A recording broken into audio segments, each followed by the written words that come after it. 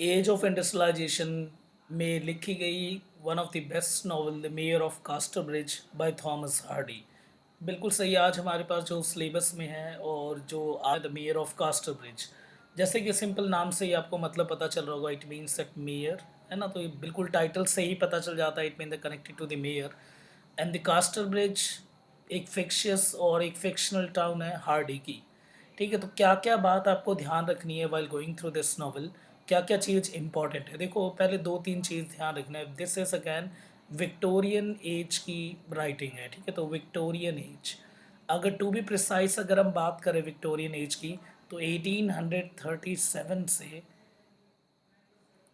1901 तक। ठीक है, और अगर प्रिसाइसली बात करनी है तो 1837 टू दैट ऑफ 1895 जो एज है that is called Victorian age.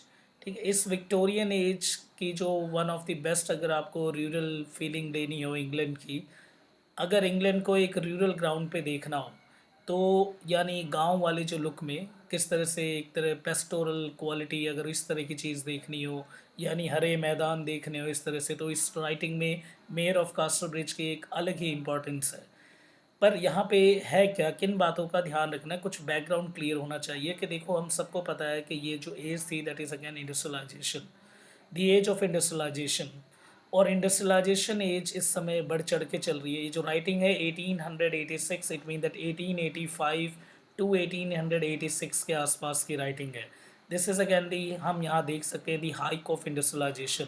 Industrialisation बहुत ही ज़ोरों शोर से ऊपर चल रही थी, और इंग्लैंड यानी ब्रिटेन ब्रिटेन ने काफ़ी अच्छा कंट्रोल कर रखा था बाकी, और यहाँ पे एक तरह का कॉलोनी फॉर्मेशन ब्रिटेन कर रहा था। इंडिया को भी ब्रिटेन ने कॉलोनाइज कर रखा था सेम टाइम पे। और अमेरिका अभी हाल फिलहाल ही आज़ादी के उसमें जी रही थी, यानी 1776 में अमेरिका आज़ाद हो जाती है। पर फिर भी ब्रिटेन ने, और अफ्रीका है ना, अफ्रीका को भी ब्रिटेन ने कॉलोनाइज कर रखा है, डार्क कॉलोनाइज। ऐसे टाइम पे एक तो एक पॉलिटिकल सिनेरियो में, एक पॉलिटिकल अपलिफ्टमेंट में, जहाँ देखा जाता है मेयर ऑफ कास्टरब्रिज एक एक्सलेंट राइटिंग है। तो इंडस्ट्रियलाइजेशन के एज में, जहाँ बाकी सब राइटिंग जो है वो इंडस्ट्रियलाइजेशन के उसमें चल रही थी कि काफ़ी टेक्नोलॉजी बेस्ड राइटिंग थी, वहीं पे द मेयर ऑफ कास्टरब्रिज हमें एक रूरल सेटअप देती है। तो ये बहुत ही एक अलग से एक इम्पैक्ट है इसमें।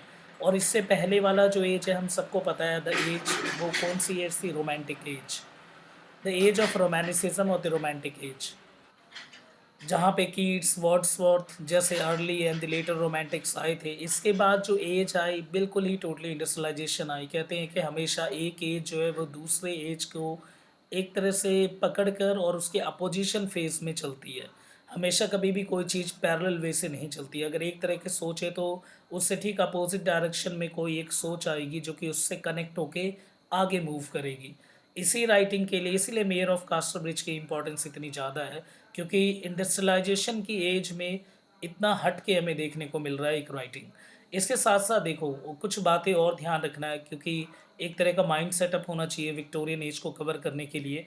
इसमें दो बहुत अच्छी तरह से याद रखनी है आपको बातें। एक 1837 में वोटिंग राइट्स, एंड अगेन 1864 में वोटिंग राइट्स। 1837 में वोटिंग राइट्स मिल चुकी थी, यानी आम लोग जो हैं अपनी गवर्नमेंट को चुन सकते थे। 1864 में लेबर को भी जो है वोटिंग राइट्स मिल गए, यानी बहुत ही नीचे तबके वाले लोग, उन्हें भी वोटिंग राइट्स मिल गए। पर एक हैरानी की बात यह है कि 1922 में जाके वुमेन को जो है वो वोटिंग राइट्स मिलता है, यानी वोटिंग राइट्स अभी वुमेन को नहीं मिला। इसके साथ साथ 1859, ठीक है, 1859 में डार्विन थ्योरी। ठीक है, डार्विन ने जो थ्योरी दी थी, द थ्योरी ऑफ इवोल्यूशन। इससे पहले ये माना जाता था कि हम जो है, इंसान जो है वो सिंपल क्या है, भगवान के फेसेस है। यानी हम जो है वो एक तरह से एडम एंड ईव, आपने पढ़ा होगा क्रिश्चियनिटी के अकॉर्डिंग। ठीक है, तो हम सब जो है वो भगवान के फेसेस हैं इस धरती पे। पर जब डार्विन ने बोला द थ्योरी ऑफ सर्वाइवल और the survival of the fittest, के हम सब के, हम पहले एक टाइम पे क्या थे, हम सारे जो हैं वो मंकी से इवॉल्व हुए हैं। तो इस तरह के कंसेप्ट ने विक्टोरियन कॉम्प्रोमाइज़ जैसे बहुत बड़े मुद्दे को सामने ला के रख दिया। अब विक्टोरियन कॉम्प्रोमाइज़ का मतलब क्या होता है कि देखो, इससे पहले जो रोमांटिक एज था उसमें जितनी भी राइटिंग थी, जो भी थे, वो सारे जो थे वो रेडिकल थे। रेडिकल का मतलब क्या है, वो समाज इन सब से कनेक्टेड, यानी सिंपल सी बात उनका ये मानना था कि वो जो चीज़ उन्हें बुरी लगती थी वो उनके अगेंस्ट, उनका मानना था नेचुरल ह्यूमन बीइंग, है ना? एक नेचुरल वे से चलते थे और नेचर में ही वो पावर देखते थे, रिवाइविंग पावर सब कुछ। और वो उस समाज में रहना नहीं चाहते थे। जबकि जब जो मेयर ऑफ कास्टरब्रिज जिस टाइम पे लिखी गई है, यानी द विक्टोरियन एज के टाइम पे एक तो क्रिश्चियनिटी का जो था वो तो था ही, सबको ऐसा लग रहा था कि हम सब भगवान के चेहरे हैं। पर डार्विन की थ्योरी के बाद एकदम से, और जो थ्योरी ऑफ इवोल्यूशन के बाद एकदम से बहुत लोगों का दिल टूट गया। तो ऐसे टाइम पे ना कुछ समझ में नहीं आ रहा था, ना कुछ ये लग रहा था कि काफ़ी कन्फ्यूज़न में सारे जितने भी लोग थे वो काफ़ी कन्फ्यूज़न में थे कि उनके लिए कि आज भी उन्हें ये मानना है कि हम सब भगवान हैं, गॉड लाइक प्रेजेंस होती है, या फिर वो ये मान के चले कि हम भी आम स्पीसीज़ की तरह हैं जो कि इवॉल्व हुए हैं। इसी टाइम पे काफ़ी राइटर्स आए, टेनिसन मिलेंगे आपको इसमें, ठीक है? और भी बहुत फेमस राइटर, इसी में एक थॉमस हार्डी भी हैं जो कि अपनी नॉवेल एंड पोएम दोनों लिख रहे थे। ठीक है, इस फेज़ में इंडस्ट्रियलाइज़ेशन के टाइम पे और ऐसे टाइम पे माहौल ऐसा कुछ आ गया था जिसकी वजह से विक्टोरियन कॉम्प्रोमाइज़ जैसा कंसेप्ट आया। उन्होंने कॉम्प्रोमाइज़ करना शुरू कर दिया था कि या तो वो पुरानी वाली सोच पे चले, या फिर वो एक नई सोच पे चले कि किस तरह से हम भगवान के नहीं हैं, हम सब प्रीमेट्स, यानी सिंपल एक बात है, मंकी से इवॉल्व हुए हैं। बहुत मेजर कंसेप्ट जो है इस समय चल रहे थे, इसीलिए विक्टोरियन एज के साथ विक्टोरियन कॉम्प्रोमाइज़ लगाया जाता है। ठीक है, तो ये कुछ बातें हैं जो कि नॉर्मल ध्यान रखना है कि बैकग्राउंड में क्या-क्या चल रहा था। इसी के अगर आपका बैकग्राउंड क्लियर है, तो उसी के बेस पे हम बाकी जो है इसके अदर क्वेश्चंस को टच कर सकते हैं। तो एक तो 1837, 18 और 1864 वोटिंग को लेके, इसके बाद डार्विन की थ्योरी बहुत ज़रूरी है। एज ऑफ इंडस्ट्रियलाइज़ेशन भी इस समय चल रहा था। इन्हीं बीच में द मेयर ऑफ कास्टरब्रिज राइटिंग आती है, जो कि एक रूरल ग्राउंड पे थॉमस हार्डी का एक सबसे एक्सीलेंट ये बात थी कि नेचुरल वे में एक रूरल ग्राउंड पे सेट किया। ऐसा लग ही नहीं रहा, आप जब ये पूरी कहानी पढ़ोगे ऐसा लगेगा ही नहीं कि आपको बैकग्राउंड में इतना सब कुछ हो रहा है। इंडस्ट्रियलाइजेशन जैसे मुद्दे चल रहे हैं, वोटिंग राइट्स जैसे मुद्दे चल रहे हैं, पर उससे बिल्कुल हट के एक राइटिंग को लिखा मेयर ऑफ कास्टरब्रिज को बाय थॉमस हार्डी। अब इसको शुरू करते हैं, बिल्कुल एक-एक फैक्ट्स और एक-एक तरह से हम इसको एनालाइज़ करेंगे। बहुत डीप स्टडी है। चैनल अगर आपने सब्सक्राइब नहीं करा तो ज़रूर कर लेना। यहाँ पे आपको एक बहुत ही डिटेल्ड में, और इसके अलावा आपको, मुझे नहीं लगता कि कोई और अदर किताब आपको उठा के पढ़नी है। वो अलग बात है कि जो लाइन टू लाइन मूव करना चाहते हैं वो कर सकते हैं, पर यहाँ पे सोर्सेज़ और मटेरियल काफ़ी अच्छे मिल जाएँगे आपको। बार की तरह जैसे कि कुछ समझने के लिए और साथ ही साथ आंसर राइटिंग में बहुत हेल्प करते हैं। तो देखो, फुल टाइटल क्या है हमारे पास? द मेयर ऑफ कास्टरब्रिज, अगर और भी है the life and the death of the man of character, ठीक है? तो ये इसका सब टाइटल है, this is the sub title. तो अगर आप पेपर में सब टाइटल भी अगर मेंशन करते हो तो एक इम्पैक्ट अच्छा आता है। रिटन कब लिखा गया? 1885 टू 86। पूरे सीन को इंग्लैंड में सेट किया गया, पब्लिश 1886, ठीक है? और लिटरेरी पीरियड कौन सा है हमारे पास? The Victorian. And with the qualities of the modernism, बिल्कुल सही मॉडर्निज्म के ट्रेड्स हमें यहाँ पे देखने को मिलेंगे, क्योंकि 1900 से द एज ऑफ मॉडर्निज्म की शुरुआत हो जाएगी। और ये अगर बात करें तो एट द वेरी एंड हम कह सकते हैं कि लिखा गया से 19th सेंचुरी के। तो यानी 20th सेंचुरी के बिगनिंग में भी वही, अगर अगर आपको वही प्रिकर्सर कह सकते हो आप एक तरह के मॉडर्निज्म का है। उसके बाद ट्रेजेडी है, बिल्कुल सही है, ट्रेजेडी है, जब पढ़ेंगे तो आपको पता ही चल जाएगा। इसमें सेटिंग देखो, जो फिक्शनल टाउन है कैस्टरब्रिज, एक तरह का फिक्शनल टाउन है। इसके साथ साथ आपको नीचे कमेंट में भी बताना है ऐसा कौन सा इंडिया का जो राइटर है जो कि एक फिक्शनल टाउन यूज़ करता था, ठीक है? इसको ज़रूर कमेंट में बताना मुझे कि कौन सा है, ठीक है? अगर आप नीचे कमेंट करते हो तो अच्छी बात है, सही लगता है कि आप सब कनेक्टेड हो।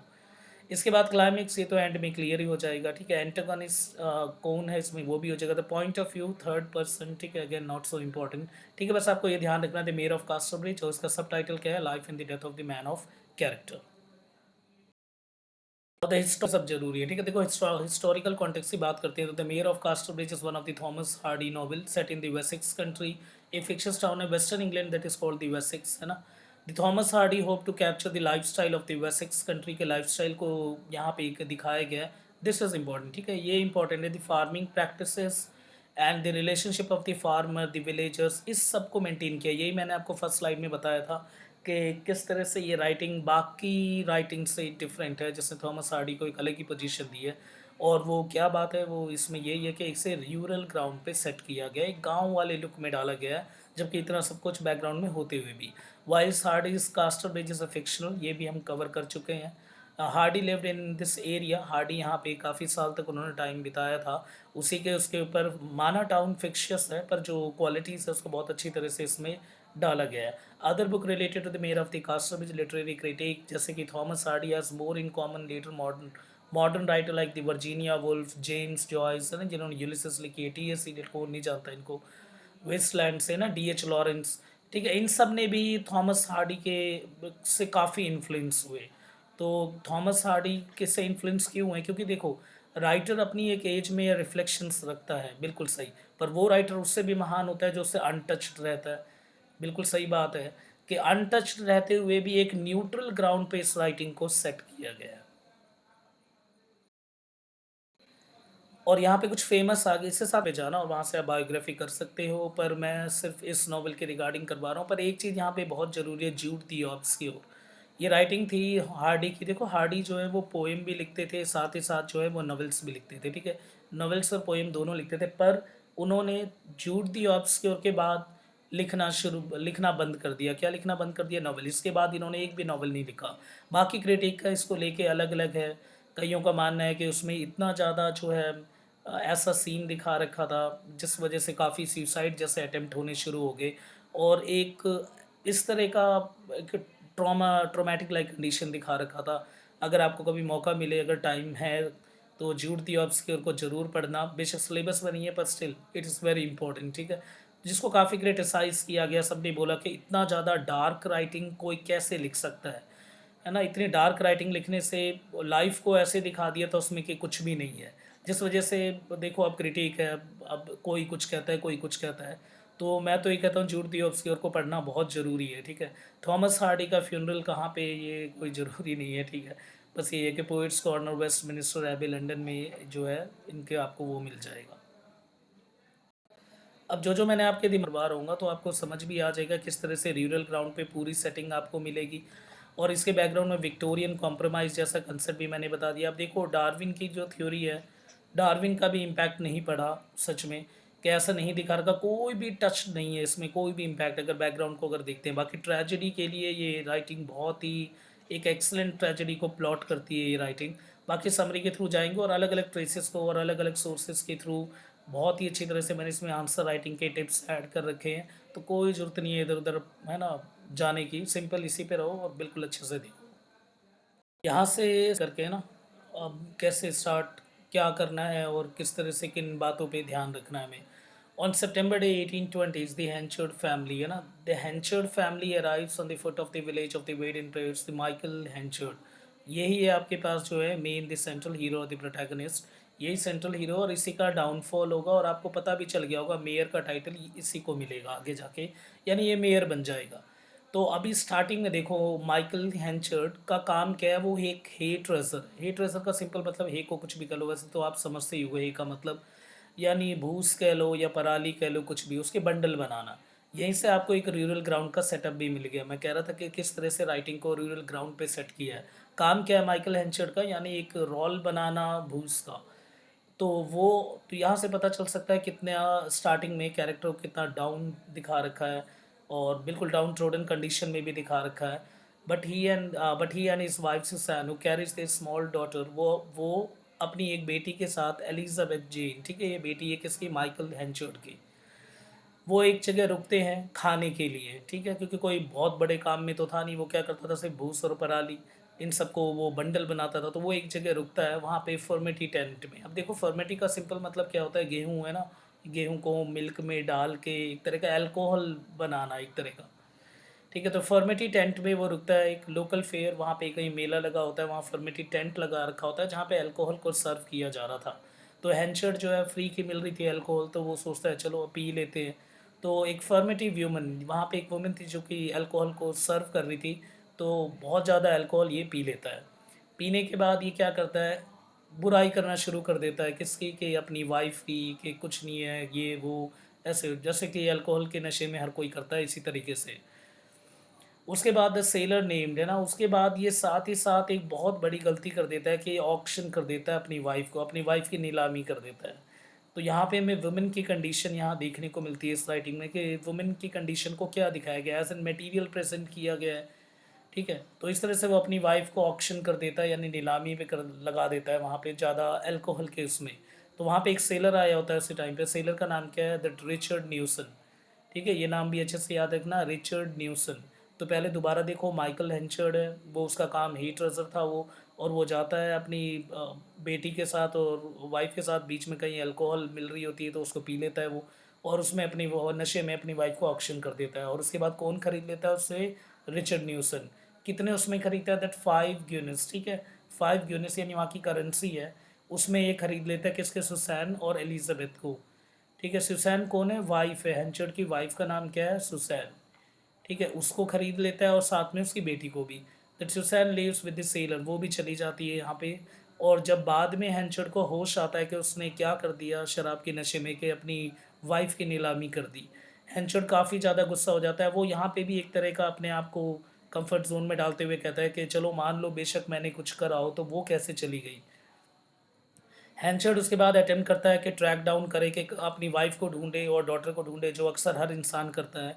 उसके बाद जो है, जब भी कोई अगर इस तरह से हरकत करे तो वे तो बहुत ही बुरी हरकत की है उसने, ठीक है, but eventually must give up this search. पर वो काफ़ी ढूंढने के बाद जब थक हार जाता है, उसे वाइफ नहीं मिलती, तो वो छोड़ देता है। अब क्या करे, अब वो तो ले गया ना, रिचर्ड न्यूसन ले गया। उसके बाद वो कसम खाता है कि अब वो अगले 20 साल तक जो है वो अल्कोहल के हाथ नहीं लगाएगा।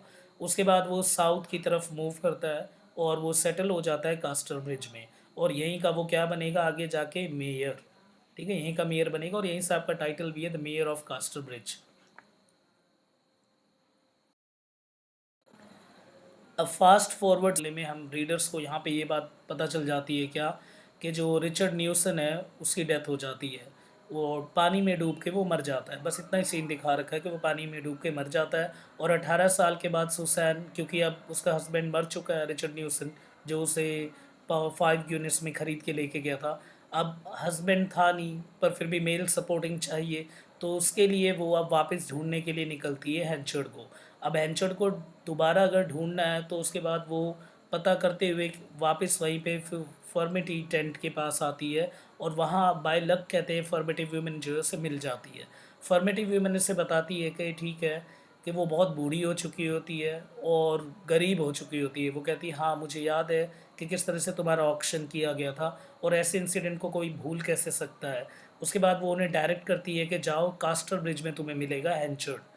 सुसैन और एलिजाबेथ जेन जो है वो कास्टर ब्रिज जैसे ही पहुँचते हैं, वहाँ पे काफ़ी भीड़ लगी होती है, और भीड़ किसके आगे लगी रहती है? एक द गोल्डन क्राउन होटल, बहुत ही आलीशान एक होटल होता है, उसके आगे बहुत सारी भीड़ लगी होती है। और वहाँ वो हैंचर्ड को देखते हैं। वो ग्रैंड मील जो है, एक बहुत ही भव्य खाना लगा होता है अलग अलग तरह के, और उस वहाँ बैठा होता है बिल्कुल हेड बन के एक तरह से हैंचर्ड। वहाँ से उन्हें पता चल जाता है कि वो हैंचर्ड जो है वो बन गया है मेयर कास्टर ब्रिज का। और सारे जो है, जो भीड़ लगी हुई थी, वो ये कंप्लेन कर रहे थे कि जो इस बारी जो फसल हुई है उनकी, काफ़ी जो फसल है बर्बाद हो गई और सही तरह से फसल नहीं हुई। और इसी वजह से वो हैंचर्ड के पास आए थे अपने प्रॉब्लम और डाउट्स को लेके, कि किस तरह से अब इससे कैसे निकला जा सके। सुसैन जो है वो काफ़ी रिलेक्टेंट फील करती है कि अब वो किस तरह से उसके आगे आए। तो आसपास जो है वो अब एकदम से तो मिल नहीं सकती वो उससे, तो इसीलिए वो एक होटल में स्टे करने लग जाती है। और the king of the Prussia, the king of the Prussia Elizabeth Jane volunteers, और वो किंग ऑफ, जो किंग होता है वहाँ का प्रूशिया, उसके पास एक वेटरेस का काम करने लग जाती है, ताकि 2-3 दिन 4-5 दिन जितना भी टाइम लगेगा एंचर से मिलने के लिए, तब तक वो खाएगी पिएगी क्या। तो अपने एक तरह से सर्वाइवल को मेंटेन रखने के लिए उसके पास वो वेटरेस का काम करने लग जाती है। उसके बाद she delivers a meal to the stranger who had pass to note to a Henchard. उसके बाद एक किसी स्ट्रेंजर को वो एक नोट देती है कि जाके हैंचर्ड को बताओ कि आ रखा है। कौन आ रखे हैं? कि ये दोनों आ रखे हैं, यानी उसकी वो वाइफ और साथ ही साथ उसकी बेटी एलिजाबेथ। एक यंग स्कॉट्समैन दिखाया जाता है सीन में, डोनाल्ड फारफेयर। ये बहुत इंपॉर्टेंट कैरेक्टर है। इस कैरेक्टर को वैसे भी ध्यान रखना है, क्योंकि यही होगा जो ट्रेजेडी में इस पूरी कहानी को बदलेगा। और यही ट्रेजेडी जो है, जो मेन हमारे पास जो सेंट्रल हीरो है हैंचर्ड की ट्रेजेडी को, यही लीड करेगा आगे। यानी जो हैंचर्ड जिस तरह से मेयर बना है, इसके बाद दोबारा से वो डाउनफॉल हो जाएगा, और इसके पीछे रिस्पॉन्सिबल कौन होगा? डोनाल्ड फारफेयर। तो डोनाल्ड फारफेयर आया होता है, अभी नॉर्मल चलते हैं। The Henchard arrives to speak to the Farfrae. Henchard जो है वो फारफेर से बात करता है। अभी डोनाल्ड फारफेर कौन है? इसने बहुत अच्छी पढ़ाई करी होती है एग्रीकल्चर के फील्ड में और काफ़ी पढ़ा लिखा होता है ये। तो इसके पास सॉल्यूशन होता है कि किस तरह से हम इस पूरे मैटर को हैंडल करें। क्रॉप फेलियर से निकालने और फिर उसको हैंचर्ड जो है अपने पास रख लेता है। द नेक्स्ट डे हैंचर्ड कन्विंस करता है फारफेर को कि वो कास्टर ब्रिज में ही रुक जाए और वो उसको एक मैनेजर की पोस्ट दे देता है, और ताकि वो, और उसके बाद ये भी कहता है कि तुम मेरे वीट और कॉर्न दोनों के बिज़नेस को तुम देखोगे। तो सुसैन इसी टाइम पे सुसैन और हैंचर्ड जो है, जो नोट मिला था कि सुसैन ने जिस नोट को भेजा था कि हैंचर्ड के पास भिजवाया जाए, अब हैंचर्ड को पता चल जाता है कि उसकी जो पहले जो जिस वाइफ को उसने ऑक्शन कर दिया था, यानी जो उसकी वाइफ है सुसैन, वो आ गई है और एलिजाबेथ के साथ। तो वो बहुत खुशी से बहुत ही ज़्यादा पागल हो जाता है। हैंचर्ड और सुसैन जो है वो एक जगह चुपके से मिलते हैं, और क्यों मिल रहे हैं ये चुपके से? ताकि बाकी को पता ना चले, नहीं तो मेयर जैसी पोजीशन पे कोई खतरा ना आ जाए, इसीलिए वो एक चुपके से मीटिंग रखते हैं। द रिंग एक एम्पी थिएटर है, यानी हिस्टोरिकल रोमन का कोई एक पुरानी सी बिल्डिंग थी, ठीक है, उसी को रेनोवेट कर रखा था। तो वहाँ पे ये आपस में मिलते हैं और वहाँ बात करते हैं कि दोबारा से अपनी रिलेशन को सही करेंगे, और दोबारा से वो शादी करना चाहते हैं। दोनों सोचते हैं कि दोबारा से शादी कर लेते हैं। इवेंचुअली क्या होता है कि हैंचर्ड बताता है कि हैंचर्ड जो है वो कन्फेस करता है फारफेयर को that he had once more formed an attachment to a woman name Lucetta. तो यहाँ से रीडर को भी पता चलता है कि हैंचर्ड जो है वो ऑलरेडी एक और लड़की के साथ कनेक्टेड था, लुसिटा के साथ, ठीक है। ये भी कैरेक्टर याद रखना है आपको अच्छे से। और लुसेटा जो है वो इनोसेंट है और उसका एक इन्फैचुएशन है, एक तरह का एक अट्रैक्शन है विदाउट रीज़न, ठीक है। तो हैंचर्ड और लुसेटा कनेक्टेड थे और हैंचर्ड को यही लग रहा था कि, और हैंचर्ड जो है वो बताता भी है किसको, लुसेटा को, कि उसकी जो मिसिंग वाइफ है वो आ गई है और वो उससे दोबारा शादी करना चाहता है। पर कहीं ना कहीं लुसेटा के साथ वो कनेक्टेड था, तो इस शादी में दिक्कत आ सकती है। उसके बाद जो पेयर ऑफ एक मिस्ट्री कहानी में दिखाया गया कि एक मिस्टीरियस नोट आता है दो के पास, यानी एक नोट्स आते हैं दो के पास, कागज़ पे लिखा होता है, एक सिंपल नोट है, यानी सिंपल है ना। तो एक फारफेयर और दूसरी तरफ जो है वो एलिजाबेथ जेन कि कोई किसी ने नोट भेजा होता है। तो ये उसी के उसमें वेट कर रहे होते हैं कि किसने भेजा होगा। तो वहाँ पे जो है फारफेयर और एलिजाबेथ जेन जो है आपस में बात करना शुरू कर देते हैं, thinking that they both are waiting for a third person, जो कि आता नहीं है। तो ये आपस में एक दूसरे से बात करते हैं। यहाँ पे हैंचर्ड और Farfrae once companionable business partnership begins to decay. कहते हैं हैंचर्ड और फारफेयर, कहता है फारफेयर हैंचर्ड को कहता है कि वो एक टाइम पे एक इनके बीच में अच्छी एक पार्टनरशिप है, पर अब वो लगता है कि धीरे धीरे कम होती गई है। The two disagree over the Henchard treatment of a man, क्योंकि जो उन दोनों के बीच में जो है, ये वजह क्या थी कि मन मुटाव हो गया, वो वजह ये थी कि एबल विटल जो कि एक परपेचुअली लेट फॉर वर्क, जो हमेशा लेट आता था, और फारफेयर का गुड टेम्परामेंट था उसको लेके, पर हैंचर्ड नहीं चाहता था कि वो उसके इस कैरेक्टर को, कि वो इस तरह से लेट होता था, उसको बहुत ही बुरी तरह से ट्रीट करता था। जबकि जो फारफेयर है उसका एक अच्छा टेम्परामेंट था और एंड इस मैनरिज्म और उसकी जो अच्छेपन ने लोगों के दिल को जीतना शुरू कर दिया, और लोगों ने कहीं ना कहीं जो है फारफेयर को ऊपर समझना शुरू कर दिया था हैंचर्ड से।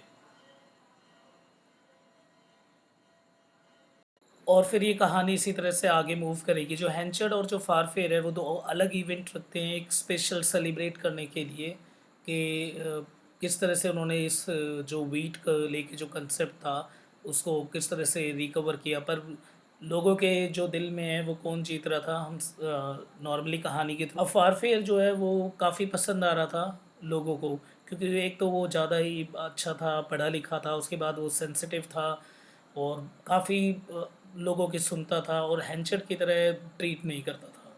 तो हैंचर्ड और जो फारफेयर है एक ऑर्गेनाइज करते हैं दो अलग अलग इवेंट पब्लिक हॉलीडे पे, एक छुट्टी पे एक इवेंट रखते हैं जहाँ पे फारफेयर जो है वो डांस करता है, और उसके डांस को उसको देख के हैंचर्ड जलने लग जाता है। क्यों? वजह ये थी क्योंकि फारफेयर जिसके साथ डांस कर रहा था वो एलिजाबेथ जेन थी, यानी हैंचर्ड की बेटी। ही एंड दी फारफेयर पार्ट्स अवे, उसके बाद जो है वो हैंचर्ड का मन मुटाव हो जाता है फारफेयर के साथ, और वो हैंचर्ड फारफेयर को फायर कर देता है, निकाल देता है अपने उससे, कि तू मैनेजर की पोस्ट से मैं तुझे हटाता हूँ। पर फारफेयर फिर भी रिमेन्स इन द टाउन, वो उस शहर में रहता ही है, और उसके साथ साथ वो compete करने लग जाता है वीट और कॉर्न के मैनेजिंग बिजनेस के रिगार्डिंग, यानी जो वीट और कॉर्न का जो बिज़नेस है उसमें उसे टक्कर देना शुरू कर देता है, और फारफेयर ऊपर निकल जाता है काफ़ी, किससे, हैंचर्ड से बहुत आगे निकल जाता है वो। और हैंचर्ड इंसिस्ट करता है फारफेयर को कि वो एलिजाबेथ जेन से यानी उसकी बेटी से दूर रहे। और फिर दोबारा एक सीन शिफ्ट होता है दूसरी तरफ। Susan does not live long after री मैरिज, और कहानी में ये दिखा दिया गया है कि हैंचर्ड और जो है वो सुसैन शादी कर लेते हैं। बेशक लुसेटा एक मैटर होता है, पर उसके बाद भी जो है हैंचर्ड जो है वो सुसैन से दोबारा शादी कर लेता है। पर शादी के बाद कहते हैं कि सुसैन जो है बीमार रहना शुरू कर देती है और उसकी डेथ हो जाती है। तो हैंचर्ड कन्फेस करता है, फिर हैंचर्ड को लगता है अब मुझे एलिजाबेथ जेन को बता देना चाहिए। ये आपको ध्यान रखना है, एलिजाबेथ जेन को अभी किसी ने नहीं बताया कि उसका जो रियल फादर है वो को जो है वो हैंचर्ड है। इसको लगता था उसका रियल फादर जो है वो डूब के मर गया, वो रिचर्ड न्यूसन है। पर हैंचर्ड अब उसे बताता है एलिजाबेथ जेन को कि मैं तुम्हारा रियल फादर हूँ। डायरेक्टली जैसे ही वो इसको कन्फेस करता है, फिर हैंसर्ड को एक लेटर मिलता है, और वो जो लेटर है वो उसकी डेड वाइफ ने लिखा होता है। उस पर लेबल्ड होता है, लिखा होता है कि not to be open till the Elizabeth Jane's wedding day, कि एलिजाबेथ के शादी से पहले इसे मत खोलना। ठीक है, बिल्कुल साफ साफ लिखा होता है उसमें। पर फिर भी है ना, क्या हैंसर्ड को लगता है कि अब कोई भी होता है ना, इस तरह से फीलिंग आई जाती है कि देखो से है क्या। अब हैंचर्ड उसे इग्नोर करता हुआ उसे ओपन कर देता है। और हैंचर्ड जब ओपन करता है तो उसमें क्या लिखा होता है, सुसैन ने कन्फेस कर रखा होता है कि एलिजाबेथ जेन जो है वो उसकी बेटी है ही नहीं, यानी वो हैंचर्ड की बेटी नहीं है। जो उसकी रियल बेटी थी वो तो मर चुकी है। ये जो है वो किसकी बेटी है, वो सच में रिचर्ड न्यूसन की बेटी है। अब यहाँ पे सीन पूरा घूम गया, क्योंकि अभी उसने बताया था किसको, एलिजाबेथ जेन को, कि मैं तुम्हारा फादर हूँ, जबकि रियल में उसका फादर जो उसे पहले लगता था वो ही है। पर अब दोबारा उसे वो जाके कैसे बताए, वो तो उसे लगेगा मजाक बना रखा है। तो एलिजाबेथ जेन जो है वो हैंचर्ड को अपने रियल फादर मान लेती है। पर वहीं पे हैंचर्ड को पता चलता है वो उसकी रियल जो है वो डॉटर नहीं है, तो बिहेवियर इसका बदलना शुरू हो जाएगा। अब ये उसे उस तरह से ट्रीट नहीं करेगा, इसको कोई मतलब नहीं, कहीं आए कहीं जाए। और Henchard does not confess the content of this Susan's letter. उसका बिहेवियर जो है वो एकदम से बदलने लग जाता है। अब वो उसकी तरफ काइंड नहीं होता, बहुत ही एग्रेसिवली उससे बात करना शुरू कर देता है। और यहाँ पे ये जो सीन है उसको, और द जेन्स पुअर चाइल्डहुड, बस ये ध्यान रखना है आपको कि एलिजाबेथ जेन के साथ अब उसका बिहेवियर बदल जाता है। पर एलिजाबेथ जेन को पता नहीं होता है, एकदम से उसके जो रियल फादर है यानी हैंचर्ड, अब उसे पता चल गया हैंचर्ड उसके रियल फादर है, पर हैंचर्ड को पता चल गया कि वो उसकी रियल डॉटर नहीं है। तो काफ़ी थोड़ा बहुत कन्फ्यूजिंग हो सकता है यहाँ से। सीन में आपको एक जो है वो चली जाती है जब उसे पता चलता है कि दोबारा से जो शादी कर लेता है ये किसके साथ, यानी सुसैन के साथ, हैंचर्ड। तो लिसिटा सीन से अभी गायब है। उसके बाद एलिजाबेथ जेन के साथ मैंने बताया हैंचर्ड किस तरह से अब ट्रीट कर रहा है, एक फादर जैसा जो है वो, अब कोई बिहेवियर उसका रहा नहीं। एन अनहैप्पी एलिजाबेथ जेन जो है वो अपनी मदर के ग्रेव पे जाती है, क्योंकि ऐसे टाइम पे ग्रेव पे ही जाना बनता है उसका। वहाँ जाके वो काफ़ी डिप्रेस होती है। वहीं पे उसे एक वुमेन जो है वो रिसेंटली मूव करती है कास्टर ब्रिज। एक वुमेन मिलती है जो कि अभी हाल फिलहाल कास्टर ब्रिज आई है। वो उससे सारी कहानी सुनती है और उसके बाद वो उसे अपने साथ घर ले आती है। ठीक है, और ये वुमेन कौन है जो कि आई है अभी हाल फिलहाल, लुसेटा, बिल्कुल सही, वो लुसेटा है। लुसेटा चली जाती है, पर जब लुसेटा को जब ये पता चलता है कि सुसैन की डेथ हो चुकी है, तो लुसेटा वापस आती है कास्टर ब्रिज, कि देखो तो सही अब कैसे रहता है वो, क्या है। तो जैसे ही लुसेटा आती है तो उसको बुलाने के लिए, हैंचर्ड को बुलाने के लिए उसने इसकी बेटी को अपने साथ ले आई। उसको लगा कि अगर उसकी बेटी को ले आऊँगी तो वो भी पीछे पीछे आएगा। डिस्पाइट लुसेटा का इनिशियल इंटरेस्ट जो है वो उसका कोई ऐसा इंटरेस्ट नहीं होता कि रिन्यू करना है दोबारा रिलेशन को हैंचर्ड के साथ। पर जब वो लुसेटा री अटैचमेंट के लिए इतना नहीं सोचती, वो despite initial interest she meets, उसके बाद यहाँ कहानी में देखो, क्योंकि ये समरी है तो थोड़ा आगे पीछे हो रखा है इस तरह का scene. Line to line novel की बात अलग होती है, जिस तरह से अगर लाइन टू लाइन रीड करो, इसीलिए समरी है ना ये। तो यहाँ पे आपको बस एक चीज़ का ये ध्यान रखना है कि अब जो लुसेटा है वो उसे ले गई। अब उसकी नज़र में उसको बहुत अच्छे से वहाँ रखती है ताकि हैंचर्ड आ सके वहाँ पे।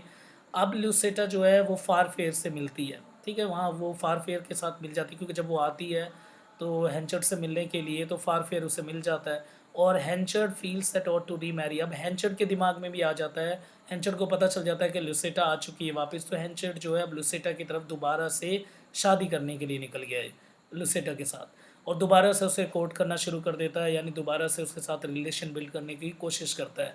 इतने में and only to realize that the Farfrae is the rival for, पर लुसेटा जो है वो अब जो है किसे पसंद करना शुरू कर दिया उसने, फारफेयर को।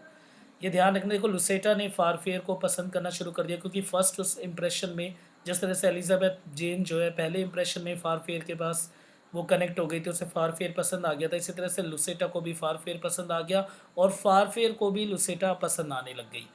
तो और जब ये बात पता चलती है हैंचर्ड को कि किस तरह से जो है फारफेयर अब उसके लव लाइफ में भी आ गया है, तो अब उसके अंदर ज़्यादा वो लग गई कि आग के नहीं नहीं, मुझे तो बस किसी भी तरीके से अब जो है शादी करनी है लुसेटा से, ये जो बाजी है मैं फारफेयर को नहीं जीतने दूंगा। फारफेयर जबकि राइवलरी के थ्रू नहीं जाता, फारफेयर को सच्चा प्यार हो जाता है, माना कि दूसरे बारी प्यार हुआ है पर फिर भी सच्चा प्यार हो जाता है उससे, किससे, लुसेटा से। एलिजाबेथ जेन जो है without explicitly telling her on her who each of the character, अब ये फालतू की चीज़ें ध्यान नहीं देना। अब हैंचर्ड जो है एक और अपना एक सीन सेट करने के लिए जॉब को उठाता है, जॉब को हायर करता है, और जॉब को एक नई पोजीशन दे देता है, कौन सी, मैनेजर की, क्योंकि अब मैनेजर की पोजीशन से वो हट चुका है फारफेयर, तो उसे मैनेजर बना लेता है। और जॉब को जरूरत होती है, किसी को भी मैनेजर बनाओगे वो तो खुश होगा। हैंचर्ड और जॉब जो है वो एक इंसान के पास जाते हैं जो कि कहते हैं कि प्रिडिक्शन करता है वेदर को देख के, है ना। पुराने लोग बहुत ही वैसे होते थे एडवांस, आजकल तो काफ़ी क्लाइमेट को लेके अलग अलग जो है वो कमीशन यूएनएससी है ना, कन्वेंशन क्लाइमेट चेंज को लेके काफ़ी अलग अलग चीज़ बन रखे हैं। पर यहाँ पे पुराने लोग ऐसे हाथ को ऐसे देख के कि नमी आ रही है हवा में, इस तरफ की हवा चल रही है, उस तरफ की हवा चल रही है, ये सब पता करके पता कर लेते थे कि वो किस तरह का वेदर रहने वाला है। पर स्टिल इट्स अ प्रिडिक्शन, वो प्रिडिक्शन है, प्रिडिक्शन हमेशा सच हो ऐसा तो हो नहीं सकता। तो वो प्रिडिक्शन में वो ये बताता है कि इस बारी का जो है जो मौसम है वो बहुत ही बेकार होने वाला है और जो फसल है वो नहीं लग सकती, और अगर कोई फसल लगाएगा तो उसकी फसल बर्बाद हो जाएगी। ये सुन के जॉब और हैंचर्ड जो है एक प्लान बनाते हैं, वो सारे जो वीट होता है उसको मार्केट से ख़रीद लेते हैं, है ना, जैसे कि हम कहते हैं बफर स्टॉक कर लेना, तो स्टॉक में ख़रीद लेते हैं ताकि क्रॉप फेलियर होगा इस साल, फिर उसके बाद वो इसी वीट को महंगे दाम पे बेचेंगे। प्लान तो बहुत ही एक्सलेंट था इनका, पर प्रिडिक्शन हो जाती है फेल। और मौसम बहुत अच्छा होता है, इस तरह का मौसम होता है कि वीट पिछली बार से भी ज़्यादा उपजती है। तो अब ये देख के अब इन्होंने तो इतना उठा लिया, अब उस गोडाउन में वो वीट को रखे कहाँ, क्या करे, अब वो निकल नहीं सकता, वो सारा वीट ख़राब होना शुरू हो जाता है। और जो मार्केट से जितना ज़्यादा पैसा उठाया होता है, जिस वजह से अब जो है कंडीशन हैंचर्ड की बिल्कुल ही ख़राब हो जाती है। तो यहाँ पे हमें ट्रेजेडी देखने को मिलता है, जो ट्रेजिक एक बारी वो बिल्कुल डाउन कंडीशन से बिल्कुल ऊपर गया, मेयर बना, मेयर से बिल्कुल दोबारा वो उसी पोजीशन पे आके गिर गया, और वो बचने के लिए सारा ब्लेम डाल देता है जॉब के ऊपर, हैंचर्ड, ठीक है। हैंचर्ड की कंडीशंस काफ़ी ख़राब होती चली जा रही, तो उस पे मुकाम पे वो गया था, उससे वो गिरना शुरू हो गया। अब उसके बाद उसके पास कुछ बचता नहीं, तो उसने सोचा चलो लुसिटा को ब्लैकमेल ही कर देता हूँ। अब लुसिटा के घर जाता है और उसे ब्लैकमेल करना शुरू कर देता है। क्या कहता है कि तुम्हारे और मेरे भी, तुमने काफ़ी लव लेटर्स मुझे लिखे हैं, अब ये लव लेटर मैं फारफेयर को दिखा दूंगा।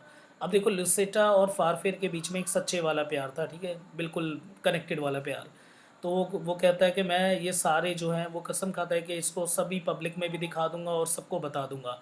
इतने में सीन में एक बैलेंस हो जाता है, सीन में जब हैंचर्ड के जो एक सीन करता है, इससे पहले हैंचर्ड का ट्रायल चल रहा था, लोकल ट्रायल जो भी उसने करा उसके रिगार्डिंग एक ट्रायल चल रहा था कि क्या सही है और किस तरह से। और उसी ट्रायल में एक फॉर्मेटिव वुमन आ जाती है, वही वुमन जिसने कि इसको अल्कोहल पिलाया था। इसका भी काफ़ी अच्छा रोल है, बेशक minor character but still very important, ठीक है। और अब ये फॉर्मेटिव वुमन पहचान जाती है हैंचर्ड को, और वो पब्लिकली सबको बोल देती है कि ये तो वो है जिसने अपनी वाइफ और बेटी दोनों ही ऑक्शन कर दिया था शराब के नशे में।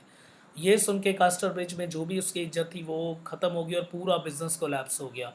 और जब वाइल वॉकिंग, और फिर सीन में क्या होता है कि लुसेटा और जो एलिजाबेथ जेन है उसके पीछे कुछ सांड लग जाते हैं, ठीक है, बुल लग जाते हैं। अब उससे बचाता कौन है, हैंचर्ड, ठीक है। हैंचर्ड दोनों को रेस्क्यू करता है और उसके बाद लुसेटा को रेस्क्यू करके ले आता है। और फिर लुसेटा जो है कन्फेस करती है उसे कि तुम प्लीज़ किसी भी तरह से इन सारे लेटर्स को जो है फारफेयर को मत दिखाना, ठीक है, क्योंकि मैं उससे सच में प्यार करती हूँ और मैं तुमसे नहीं कर सकती, तुम्हें दोबारा अपना हस्बैंड नहीं बना सकती, ना मैं तुमसे प्यार कर सकती हूँ, क्योंकि तुम वो हो जिसने कि अपनी बेटी और अपनी पत्नी को नीलाम कर दिया था।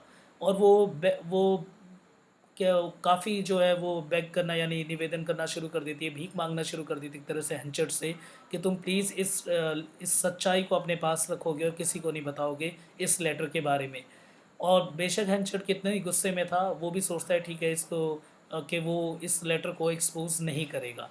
एलिज़ाबेथ जेन जो इज़ ऑल्सो हर्ट। अब देखो एलिज़ाबेथ जेन के बारे में एक चीज़ और रखना है ना सीन में, इसे और ध्यान रखना है आपको कि एक तरफ हमारे पास क्या था, हमारे पास जो है फारफेयर है ना, फारफेयर जो लुसेटा के साथ बहुत डीप प्यार में था। अब ये पता नहीं था एलिज़ाबेथ जेन को। एलिज़ाबेथ जेन लुसेटा के घर में रहती थी एज़ एन फ्रेंड बन के, और ये दोनों रह रहे थे। पर जब एलिज़ाबेथ जेन को पता चलता है कि उसके फ्रेंड ने भी उसे धोखा दिया है, साथ ही साथ फारफेयर ने भी उसे धोखा दिया है, तो वो अपने फ्रेंड के घर को छोड़ के चली जाती है। हेंचर्ड बैंकरप्ट हो जाता है, वापस वहीं आ जाता है जहाँ पे वो स्टार्टिंग में था। तो वो ब्रिज के पास वहाँ काफ़ी उस वो जो है दर्द से भरा होता है और अपनी सिचुएशन को लेके रो रहा होता है कि क्या 20 साल पहले कैसा था, मैं वापस वैसा ही हो गया हूँ।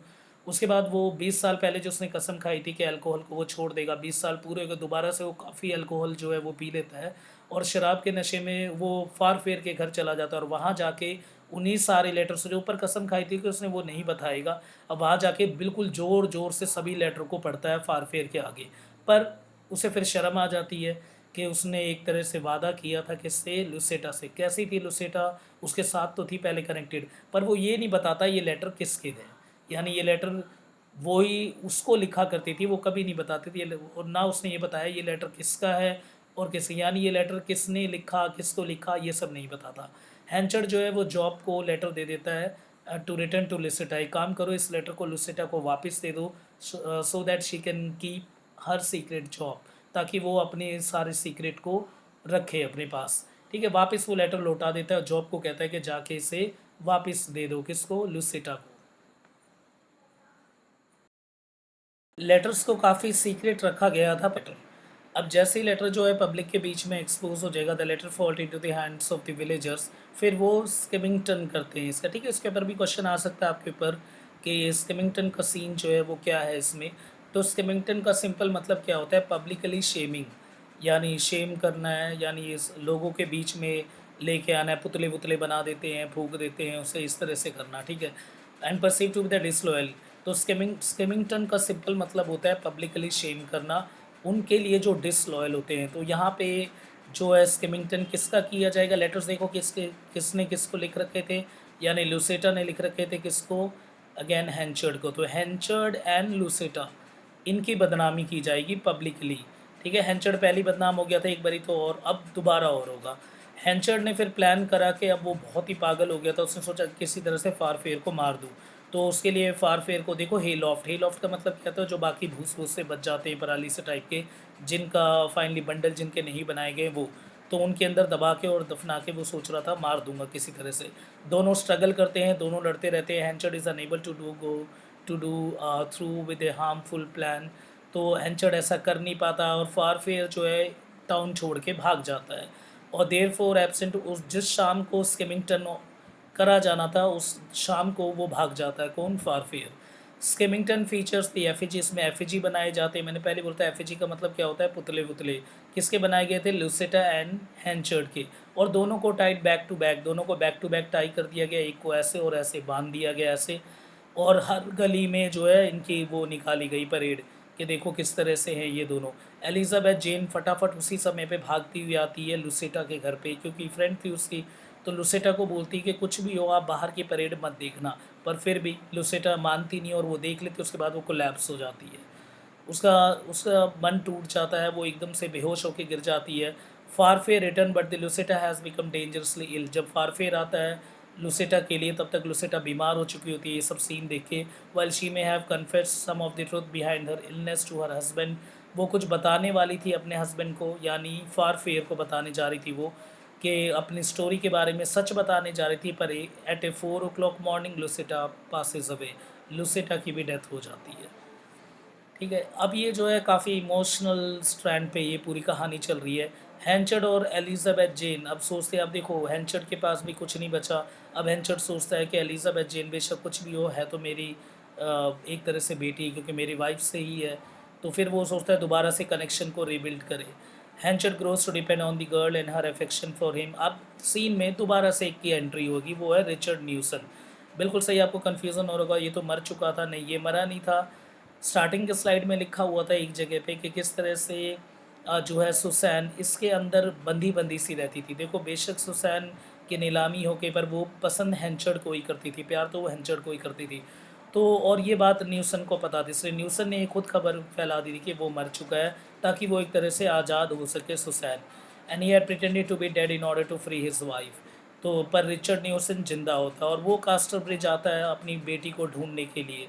और हैंचर्ड, जब हैंचर्ड टेल्स न्यूसन, हैंचर्ड बोलता है न्यूसन को कि तुम्हारी बेटी जो एलिजाबेथ जेन वो मर चुकी है। हैंचर्ड ऐसा क्यों कहता है? क्योंकि अब हैंचर्ड के पास खोने को कुछ नहीं था, बस एक ही थी एलिजाबेथ जेन, और वो उसके पास, वो नहीं चाहता था कि एलिजाबेथ जेन अब कहीं और जाए, वो उसके पास ही रहे। और फिर लास्ट में हैंचर्ड सोचता है फाइनली वो सुसाइड करेगा। दोबारा उसी पॉइंट पे आ जाता है वो सेकंड ब्रिज पे, और वहाँ आके वो सुसाइड करने की कोशिश करता है। इतने में पानी में उसे स्किमिंगटन के कुछ एफिजी दिख जाते हैं। स्किमिंगटन करी गई थी और उसमें पुतलों को इधर उधर घुमाया गया था, और उसमें एफिजी मिलती है उसे, किसकी? अपनी खुद की, है ना, सीज इज ऑन एफिजी। वो देखता है कि उसकी खुद का जो पुतला है वो उस पर बहता जा रहा है, कि अब लोगों ने जो है इसको फेंक दिया एक तरह से।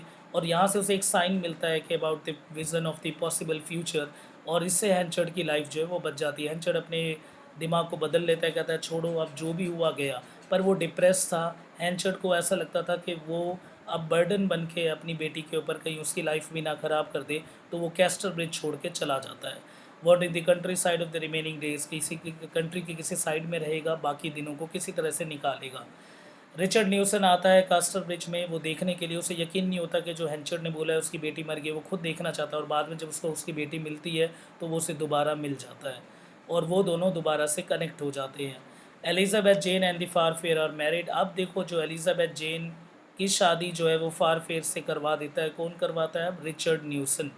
तो इन दोनों की शादी हो जाती है, और इसमें उसके जो फादर है वो डांस करता है, यानी रिचर्ड न्यूसन खुश होता है बहुत और नाचता है वो। Elizabeth Jane and the Farfrae. अब एलिजाबेथ जेन और जो फारफेयर है, बेशक कैसे ही हो, हैंचर्ड को ढूंढने के लिए निकलते हैं। तब उन्हें एबिल विटल से पता चलता है, ये वही जिसके साथ हैंचर्ड, जो मैंने लास्ट में बताया था आपको, एक माइनर कैरेक्टर है, वो बताता है कि अब जो है हैंचर्ड वो दुनिया में नहीं रहा। हैंचर्ड हैज़ लेफ्ट बिहाइंड विल, वो एक विल छोड़ के जाता है, और वो अपने bitterness and the loneliness in the world, कि वो अब किस तरह से अकेला रह गया और अपनी सारी जो विल है वो इन्हीं के नाम कर देता है। ठीक है, इस तरह से ये कहानी एंड होती है। होप सो आपको कहानी पसंद आ गई होगी।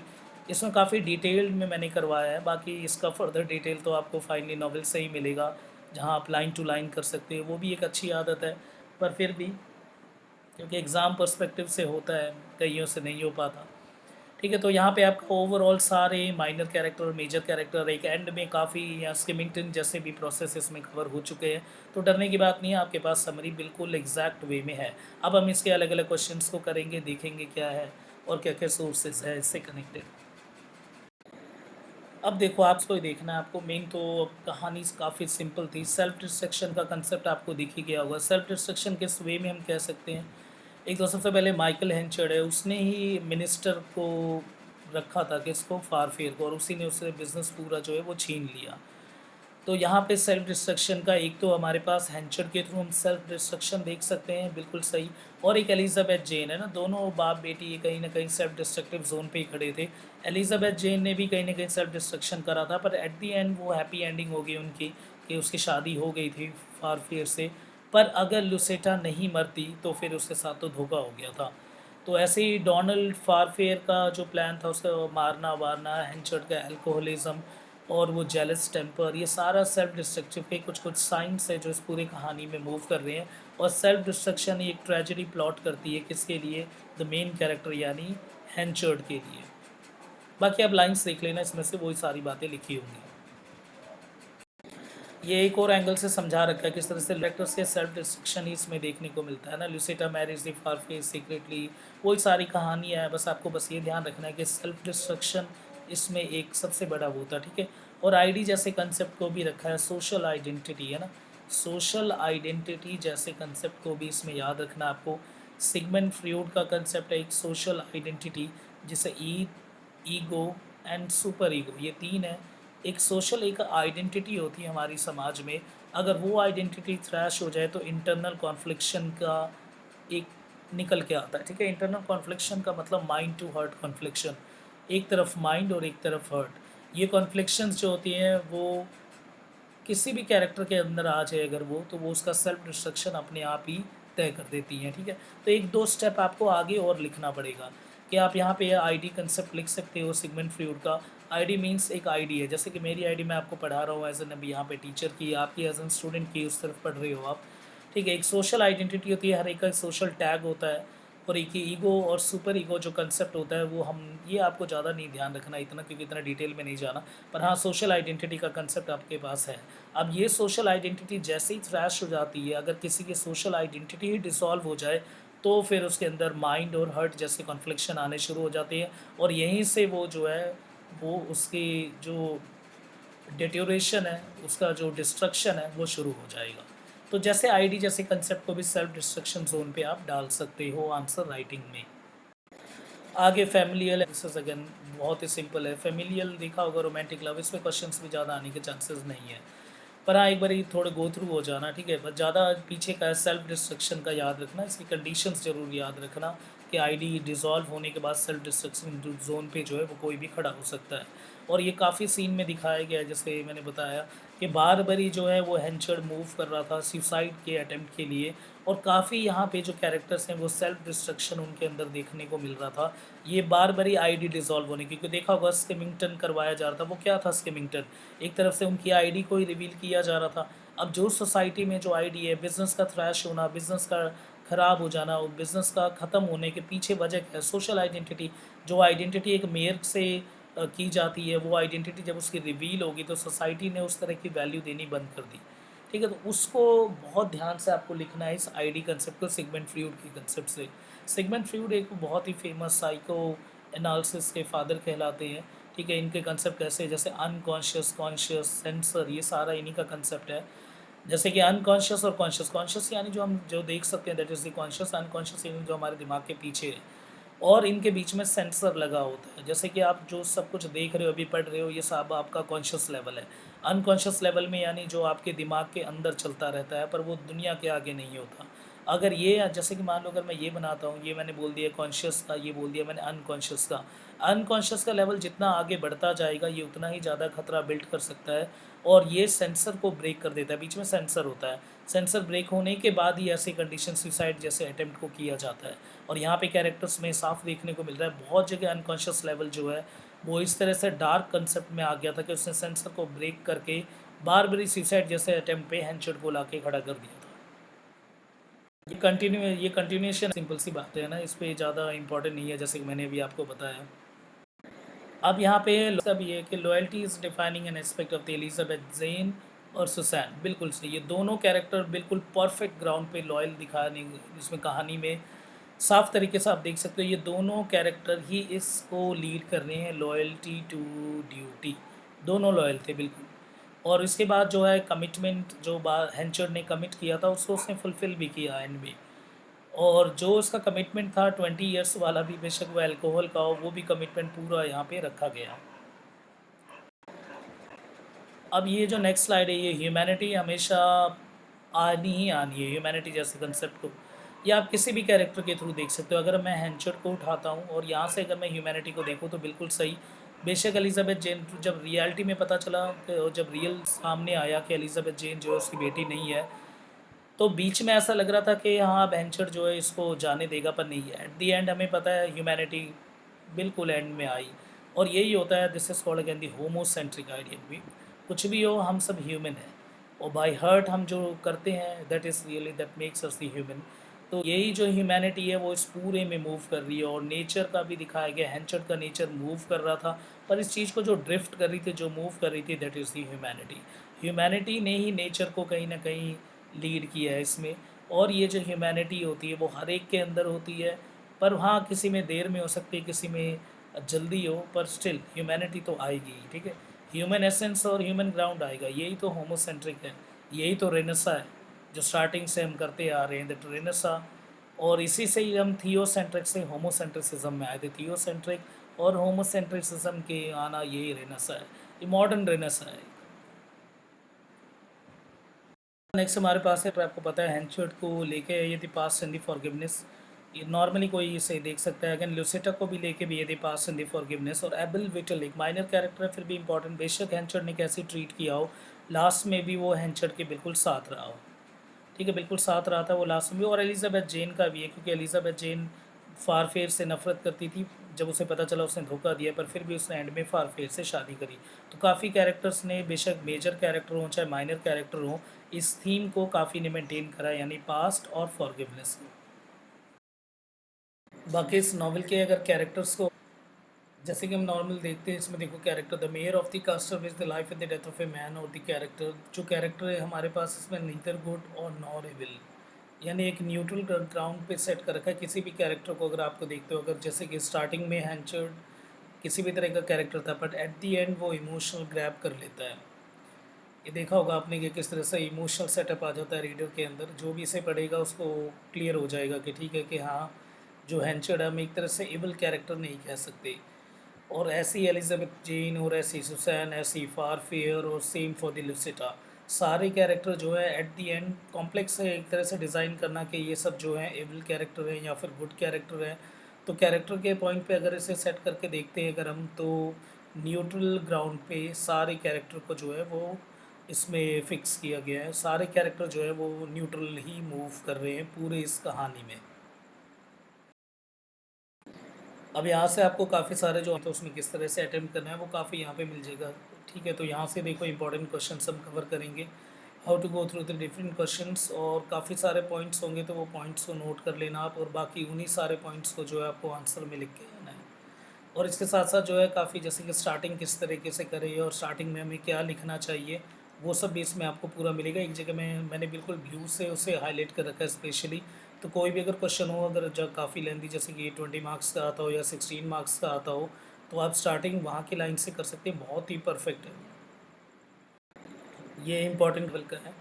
फर्स्ट क्वेश्चन है यहाँ पे, the mayor of the Caster tell the story of the once man fall and the another rise. इसमें साफ दिखता है, मेन एक इन्वर्सली प्रोपोर्शनल जैसा रिलेशन दिखता है, कि जैसे कि हैंचर्ड का जो डाउनफॉल है वो कहीं ना कहीं फारफेयर का जो है एक राइजिंग फेज़ है। और इसी तरीके से बहुत ही बैलेंस किया गया है इस पूरी कहानी को। Indeed that the Hunchard's fortune seems that inversely proportional to the Farfairs, whatever the Hunchard loses the Farfair gains। ये पूरी कहानी में इसी तरह से मूव हो रहा है। देखो आंसर राइटिंग किस तरह से अटेम्प्ट करना है वो आप यहाँ पे देख लेना, बिल्कुल ही परफेक्ट वे से आंसर को अटेम्प्ट कर रखा है। जैसे in terms of the realism the relationship between the Henchard and the Farfrae seems to be the finally plotted to be the wholly credible. इस तरीके से लिखे करो आंसर को, कि अगर हम रियलिज़म के ग्राउंड पे अगर इसे चेक करें तो देखो ये एक तरह का मूवमेंट है, और एक तरह की किस तरह से रियलिटी ग्राउंड पे तो उसे रियलिज़म लिख रखा है इन्होंने। और relationship between the Henchard and the Farfrae seems to be finally plotted on the wholly the credible. ये क्रेडिबल है, विश्वसनीय है, कि हाँ बिल्कुल कहानी को देख के ऐसा लगता है कि हाँ एक का जो डाउनफॉल है वो दूसरे को राइज करेगा, दोनों ही कनेक्टेड है।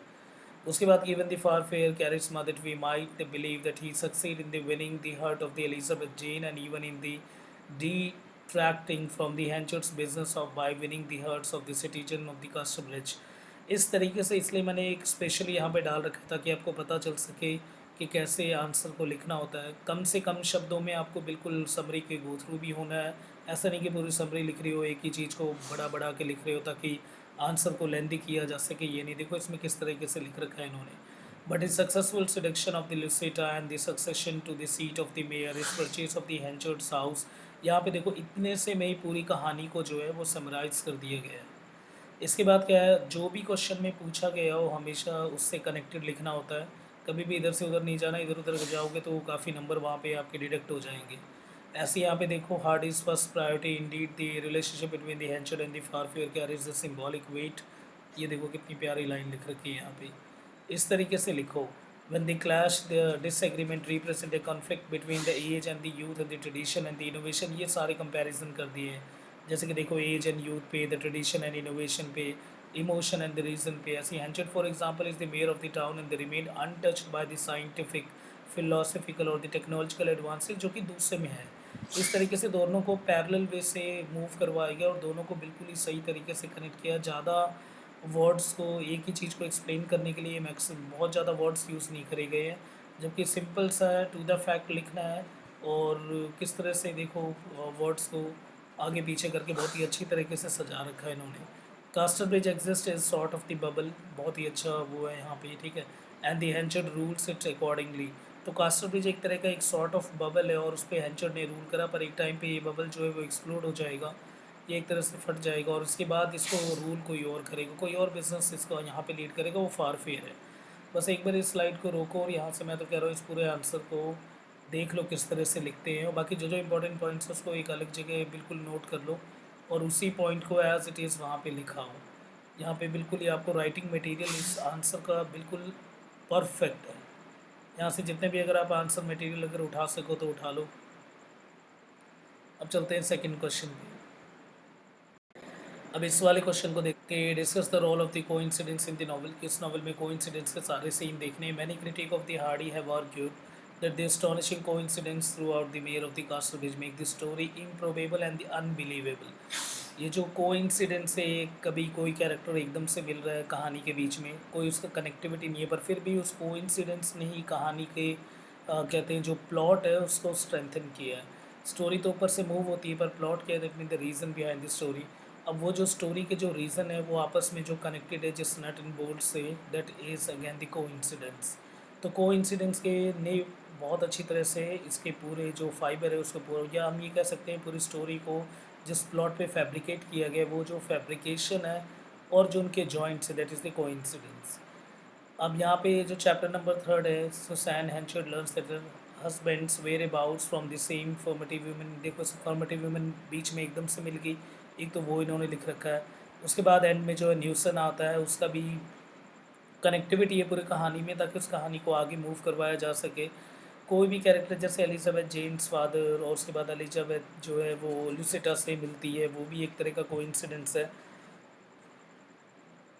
तो पूरी कहानी को एज एन हुक की तरह मूव करवाया है इस कोइंसिडेंस फैक्ट ने।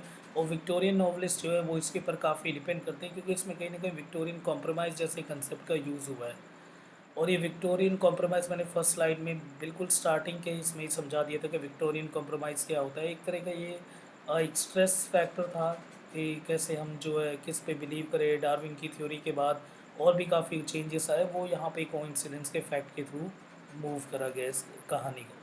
ये इसे रोको और अच्छी तरीके से देख लेना किस तरह से अटेम्प्ट किया जाता है किसी भी क्वेश्चन के आंसर में। बाकी स्लाइड में मैं ये रहा ना, best opening line to start the long answer of this novel. इस नॉवल से रिलेटेड अगर कोई भी क्वेश्चन आए तो जो स्टार्टिंग और जो ओपनिंग लाइन है ये सबसे बेस्ट है। In the words of the Thomas Hardy we get the merger of the two successive generation, the late Victorian and the early modern. एक तरह का वर्ड जो बीच में एब्रिजमेंट का काम किया है इस थॉमस हार्डी के इस नॉवल ने और थॉमस हार्डी की बाकी राइटिंग ने भी। एब्रिजमेंट एक तरह से हमारे पास किसका, एक तरफ जो है वो मॉडर्निज्म है और दूसरी तरफ जो हमारे पास जो ये थॉमस हार्डी के यानी इंडस्ट्रियलाइजेशन का जो एज चल रहा है इनका, इन दोनों को एब्रिज किया है यानी मॉडर्निज्म की तरफ मूव किया है। या हम इसे ये भी कह सकते हैं ये प्रिकर्सर एक तरह के मॉडर्निस्ट राइटिंग का। इसके बाद as such of the character जो portrayed by him that exhibit a blend of the attribute of the two generation of the man. दो जनरेशन ऑफ मैन को बहुत ही अच्छी तरह से इसमें ब्लेंड कर रखा है। The personalities, the trade, the attitudes and the perception of its character probe the deeper into innate realities of the existence of the human society. बिल्कुल सही, एक अल्टीमेट रियलिटी दिखा रखी है यहाँ पे किसमें, ह्यूमन सोसाइटी की।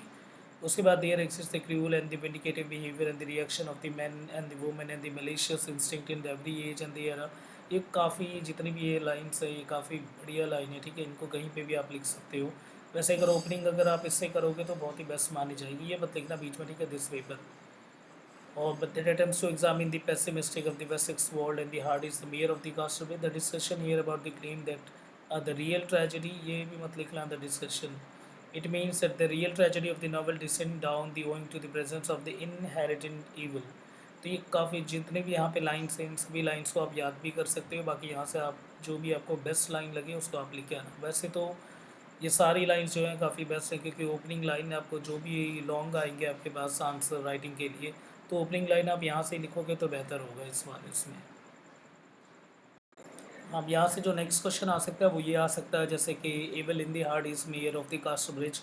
स्टार्टिंग में ये बिल्कुल है ना कि जहाँ पे उसकी वाइफ को ऑक्शन कर दिया जाता है, यानी हैंचर जब अपनी वाइफ को सेल कर देगा एक वो, यहाँ पे पेट्रियार्कल डोमिनेंस दिखाया जाएगा, मेल ओरिएंटेड और मेल शाउनिज़्म जैसे कंसेप्ट को। और क्योंकि ये राइटिंग जो है फेमिनिस्ट ग्राउंड से बिल्कुल भी नहीं प्लॉटेड है, इसमें फ़ीमेल को बहुत ज़्यादा वीक, है ना, और उसके साथ साथ फ्रेजाइल और मीक, है ना, इस तरह का दिखा रखा है। बहुत ही वीक कैरेक्टर है यहाँ फीमेल का। बाकी विक्टोरियन सोसाइटी को बहुत एक्सेलेंट वे से ये प्रेजेंट किया गया यहाँ पे। द इंडिविजुअल कंसेंट, उसके बाद हैंचेड सुसैन, उसके बाद जो कनेक्टिविटी अबाउट दैट रिलेशन के एक शादी, फिर उसके बाद एक और शादी, एक और शादी, ठीक है, वो सिर्फ एक सर्वाइवल कैपेबिलिटी की तरह मैरिज को कंसिडर किया जा रहा था। कोई भी मॉरलिस्टिक बेस नहीं था यहाँ पे मैरिज जैसे कंसेप्ट का। तो शादी यानी कभी एक हो रही है, फिर दो हो रही है, फिर किसी से हो रही है, फिर दोबारा किसी से हो रही है। तो ये डार्विन की थ्योरी का एक इम्पैक्ट था इस पे। और पेट्रियार्कल डोमिनेंस तो बाकी हमने इसमें देख ही लिया है। हर जगह जो मेल का है वो रोल सुपीरियर दिखा रखा है इसमें। और उसके बाद लुसेटा देन रिजेक्टिंग हर दी मॉनेटरी कंपनसेशन। बाकी तो वो ये ऑलमोस्ट है ना विक्टोरियन सोसाइटी को प्रेजेंट करती है ये राइटिंग। और एक मटेरियलिस्टिक कंपनसेशन दिखाया गया है, और स्टार्टिंग में भी जो मटेरियल ग्राउंड सेट कर रखा है। और पूरी कहानी के पीछे अगर इकोनॉमिक लेवल देखा जाए तो उसके ऊपर ये कहानी मूव कर रही है, बिल्कुल परफेक्ट तरह से मूव कर रही है। क्योंकि किस तरह से स्टार्टिंग में वो एक टाइटल में ही मेयर है, जो कि एक पोजीशन है अगेन, जो कि मटेरियल ग्राउंड पे इस राइटिंग को बहुत अच्छी तरह से कहीं पे भी अगर आप नॉर्मली अगर आप हेडिंग देखोगे तो हेडिंग देख के साफ क्लियर होता है कि हाँ ये मटेरियल ग्राउंड पे इस पूरी कहानी को सेट कर रखा है। और बाकी जो विक्टोरियन है इसमें राइटिंग में, तो विक्टोरियन एज स्टार्टिंग वाली स्लाइड में मैंने बता रखा है उसको रिगार्डिंग क्या क्या बातें हैं।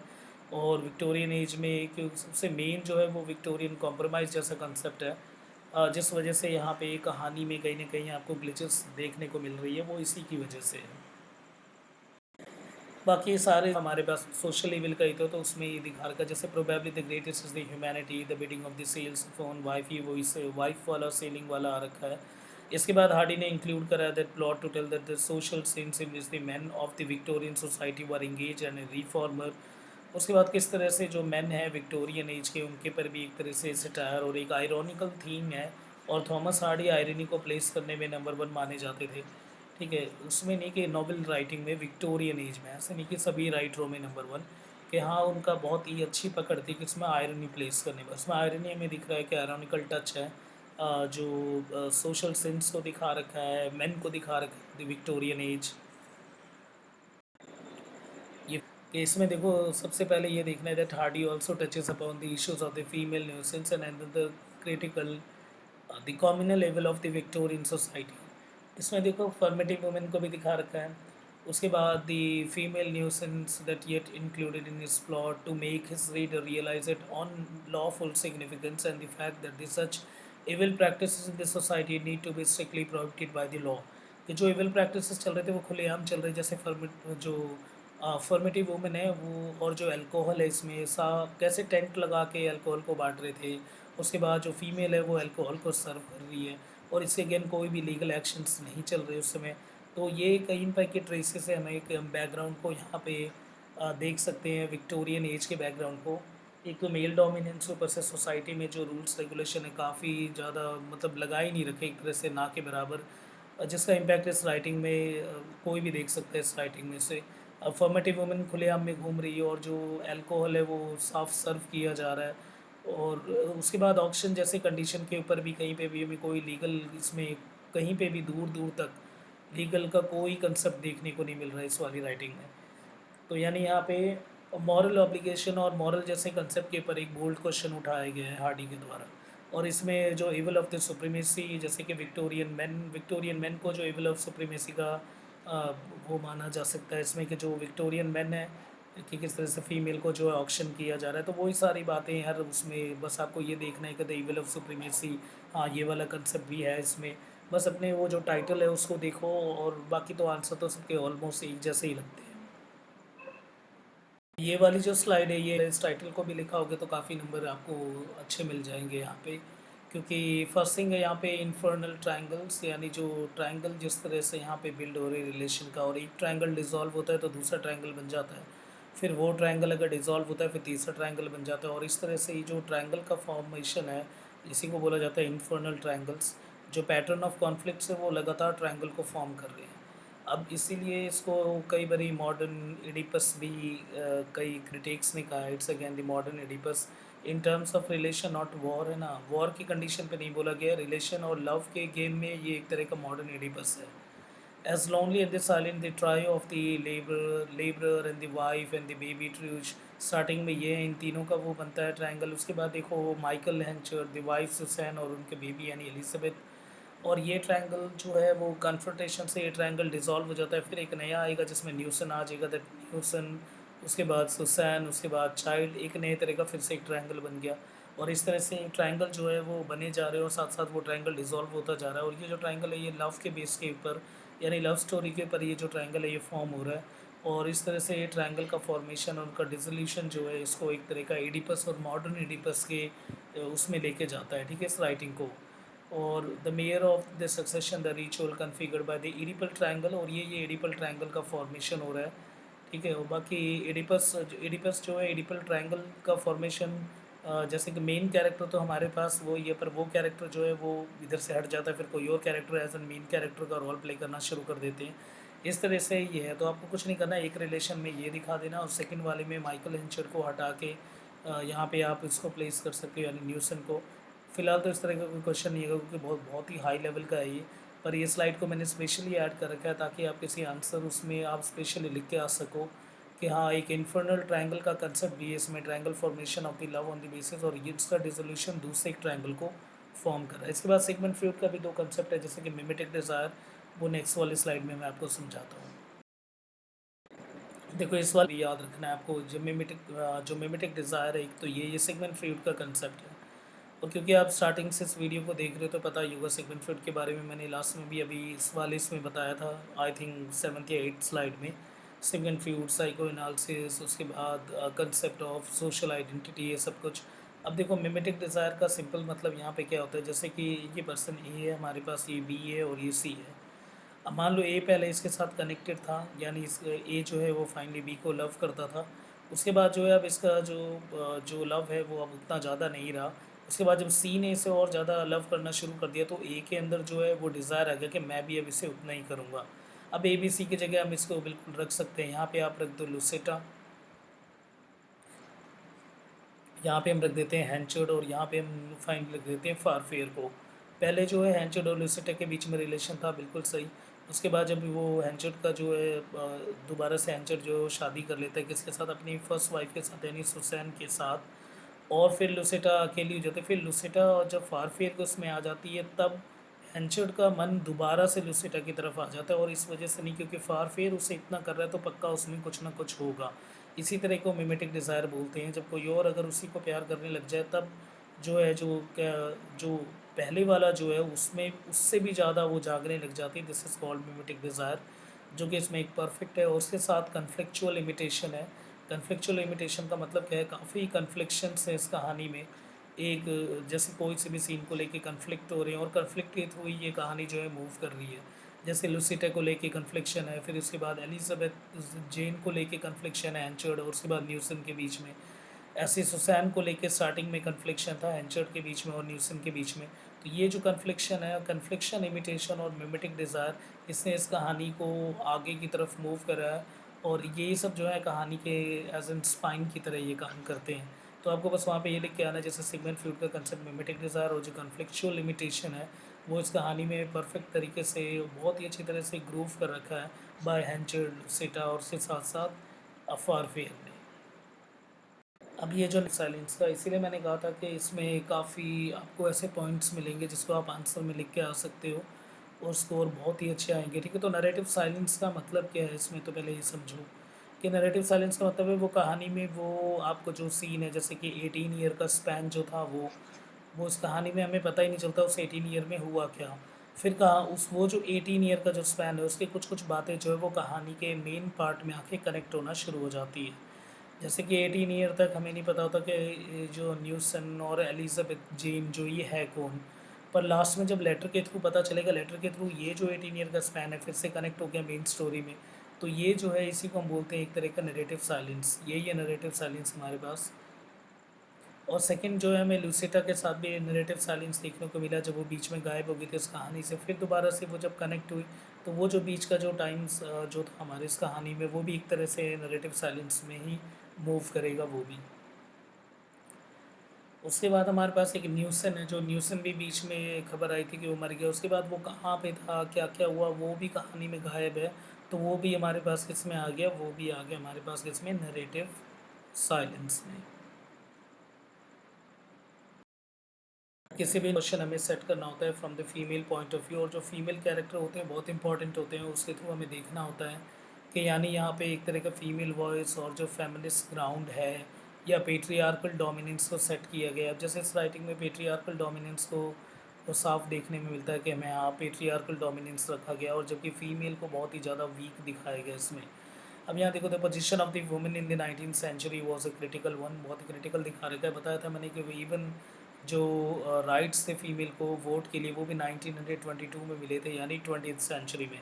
और 19th सेंचुरी में 1837, इवन 1864 में लेबर को भी राइट्स मिल गए थे वोट के लिए, पर फीमेल को फिर भी नहीं मिला था विक्टोरियन एज में। इसके बाद various kind of the imitation, जैसे कि वुमेंस के conduct specially in the field of the law, education, even life style, बिल्कुल ऑलमोस्ट ज़ीरो दिखा रखा है इस कहानी में। पूरे नॉवल में ऐसा लगता नहीं कहीं पे भी फीमेल को एज एन स्ट्रॉन्ग रोल पे दिखाया गया है। For example the married women in the property act, ये जो मैरिड वुमेन प्रॉपर्टी एक्ट है वो भी पास हुआ था 1870s में, तो 1870 में पास हुआ था। और as an legal position of the women within a family, पर ये सब सिर्फ ऑन द पेजेस थे और रियल ग्राउंड पे बिल्कुल कोई सा भी इनमें से वर्क नहीं कर रहा था। ऐसे the family was traditional viewed as a private zone. और जो vindication of the rights of the women, यानी वुमेन की विंडिकेशन, इट मीन दैट आज़ादी, और उसके ऊपर भी, और the rights of the women इसके ऊपर भी लिखा गया था। पर फिर भी इस राइटिंग में the mayor of the कास्टल bridge में फ़ीमेल को इतना ज़्यादा वीक है, एक तरह का बोल्ड क्वेश्चन उठाता है ये अबाउट द फीमेल कंडीशन, कि क्या सच में इतने ज़्यादा होने के बाद भी फ़ीमेल की कंडीशन कुछ पहले से ज़्यादा बेहतर थी, या एक स्ट्रॉन्ग पोजीशन होल्ड कर रखा था उन्होंने। पर कहानी को देख के लगता नहीं कहीं भी फीमेल ने स्ट्रॉन्ग पोजीशन जो होल्ड कर रखा है। एक तो कैरेक्टर को काफ़ी मीनियल रोल दे रखा है यहाँ पे फीमेल को, और कोई भी फीमेल जो कैरेक्टर है उसको एज एन साउंड वे से प्रेजेंट नहीं कर रखा। तो हम कह सकते हैं कि पूरा इसमें मेल ओरिएंटेड और मेल शाउनिज़्म और पेट्रियार्कल वे से इस पूरे राइटिंग को सेट किया गया है। और इसमें स्लाइडिंग ही कर लेते हो तो वही इनफ है। It mean that's the version of the traditional gender roles in the Thomas Hardy the mayor of Casterbridge. इसका मतलब ट्रेडिशनल जेंडर रोल पे जो है पूरी राइटिंग को फिक्स कर रखा है, यानी जेंडर रोल में जो फीमेल को एज एन सबवर्सिव माना गया है to that of the male, वही वाले पीछे वाली साइड वाली सेम बात है।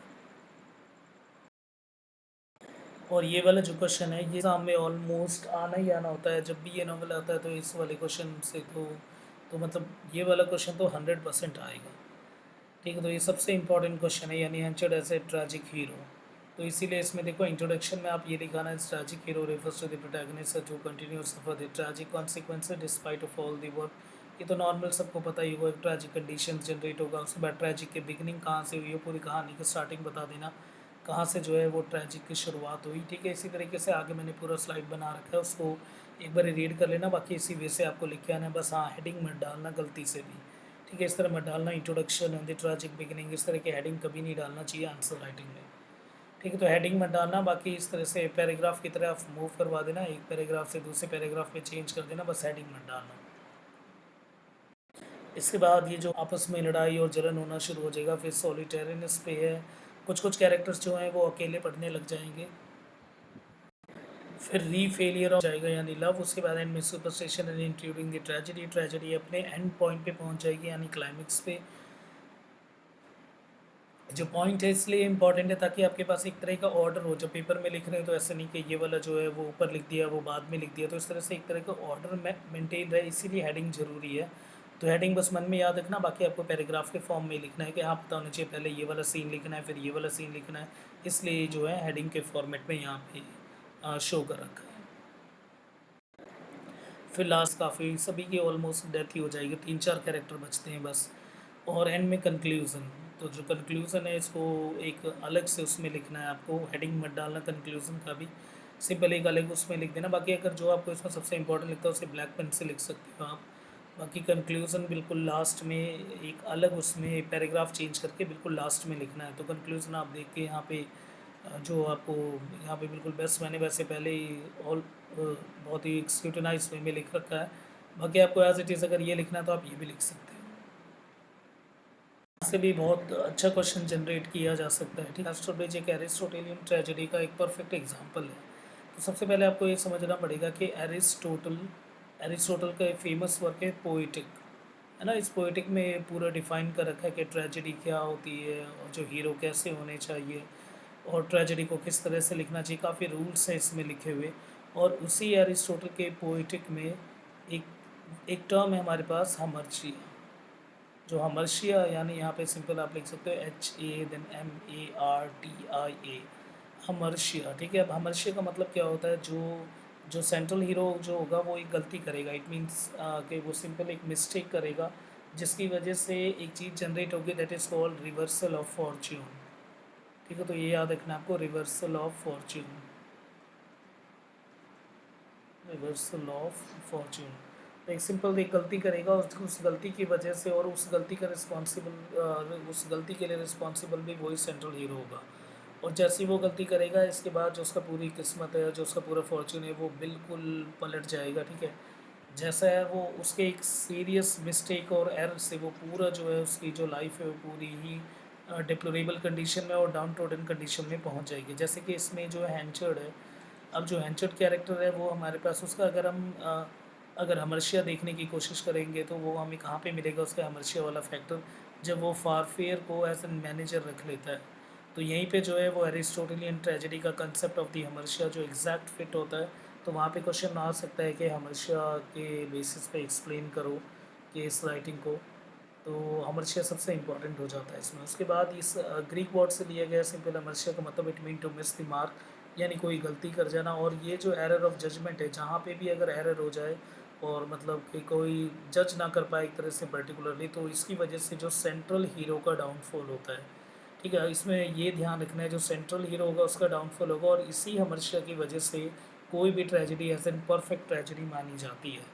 तो अगर लिटरेचर के फील्ड में एज एन ट्रेजेडी को एक एग्जैक्ट ट्रेजेडी मानने के लिए हमर्शिया होना बहुत ज़रूरी है, जिसमें कि जो सेंट्रल हीरो, सिर्फ सेंट्रल हीरो ही जो है एक मिस्टेक करेगा, एक तरह का एक ब्लंडर फॉर्म होगा, और यही जो है इसकी डाउनफॉल की वजह होगी। और इसी को क्या बोला जाता है दूसरा, that reversal of the Fortune.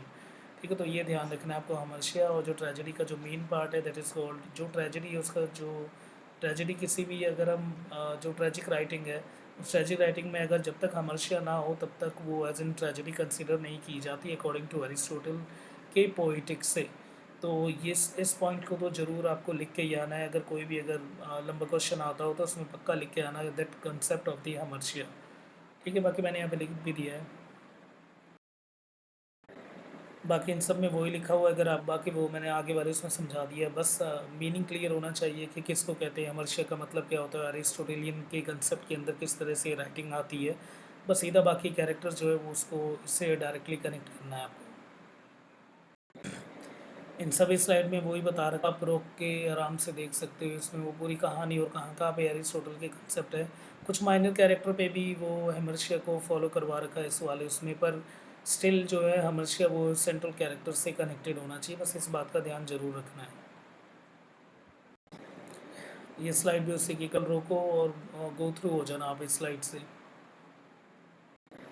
और यहाँ पे जो कैरेक्टर फ्लो एंड में दिखा रखा है, और इसी की वजह से at the end of the novel inevitable demise हो जाता है of the believe that is for the tragic hero.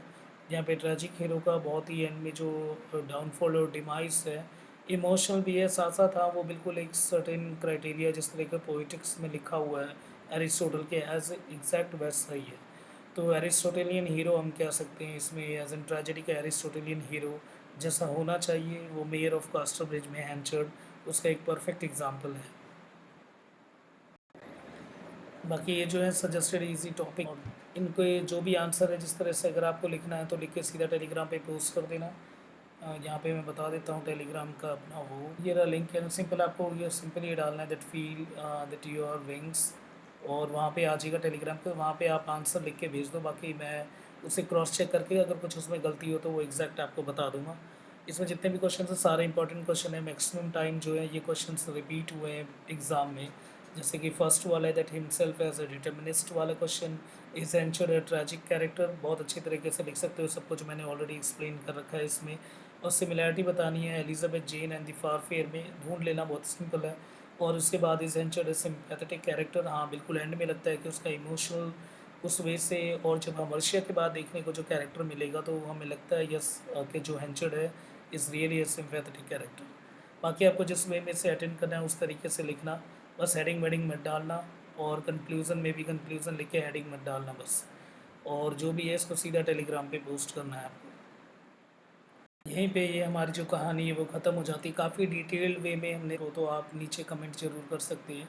बाकी रिक्वेस्ट भी आप प्लेस कर सकते हो नीचे, अगर ऐसा वर्क जो आपको समझ ना आ रहा हो regarding to the literature English, यानी इंग्लिश लिटरेचर के रिगार्डिंग अगर कोई भी ऐसा नॉवल या कोई एक ऐसी पोएम हो जो आपको बिल्कुल नहीं समझ आ रही हो तो आप नीचे कमेंट करना। कमेंट के साथ यूनिवर्सिटी का नाम ज़रूर लिखो, और उसके साथ साथ सेमेस्टर, कौन से सेमेस्टर का जो है वो आपके सिलेबस में किस सेमेस्टर में है वो, उसे भी ज़रूर लिख लेना। ठीक है, तो कमेंट ज़रूर करते रहना नीचे, और उसके बाद शेयर भी कर दो यार, और सब्सक्राइब भी करो ताकि एक तरह से क्रीम लेवल पे आ सके ये चैनल। और ये बाकी अगर कन्फ्यूज़न हो या पर्सनल ट्यूशन के लिए अगर कुछ चाहिए तो इस नंबर पे आप कॉन्टैक्ट कर सकते हो। बाकी ये मेरे ईमेल आईडी है, आप गूगल भी कर सकते हो मुझे। ठीक है, सभी को स्पेशल थैंक्स और थैंक यू।